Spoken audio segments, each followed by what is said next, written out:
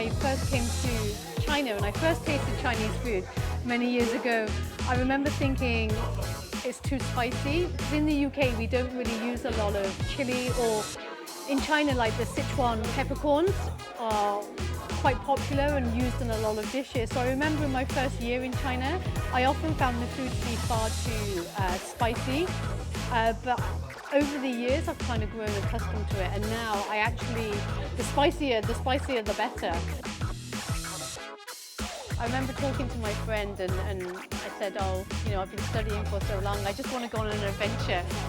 So originally I came to China for like a gap year, you know, come here, just get some new experiences, see a different culture, experience a different culture, and then go back to the UK, settle down.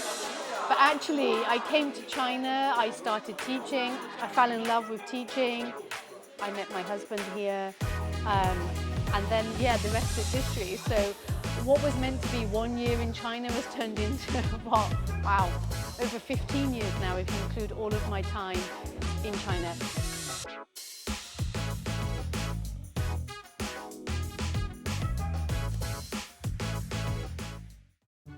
Okay, when I first arrived at XJTLU, I was an English for academic purposes teacher. So I've kept, I mean, just going through my cupboard here, it's quite messy, but I've kept some of my really old teaching materials. I don't have everything because I have moved offices multiple times, but a couple of things I think I've kept just because, again, it reminds me of where I started in my journey at XJTLU. And when I arrived, I was teaching EAP to built environment students, so I've kept a lot of the workbooks and, yeah, teaching materials.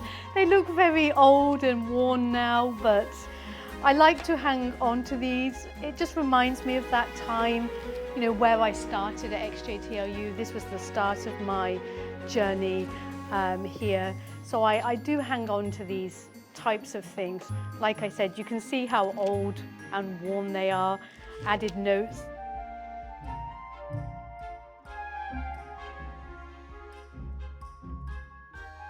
To be honest, one of the great things about working in the School of Languages, we've always been able to maintain quite small class sizes, and so we have the privilege of working really closely with students in our context, in our teaching environment. Most of the things you see around my office, little gifts, little toys, pictures, posters, photos, postcards, all of these have been given to me by students. And actually this is one of the things that has kept me at XJTLU for all of these years, is that close relationship that you can build with the students. You really feel as though you are part of the students' journey here, and the students are also part of my journey.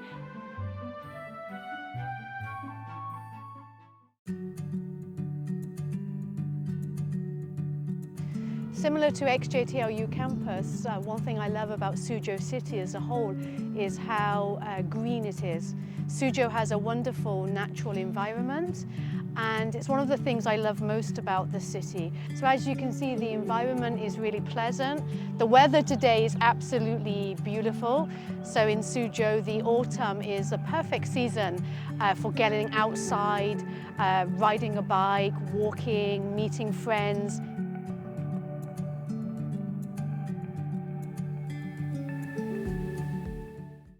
I remember my first years here, often looking around, everything felt a little bit alien to me, a bit different.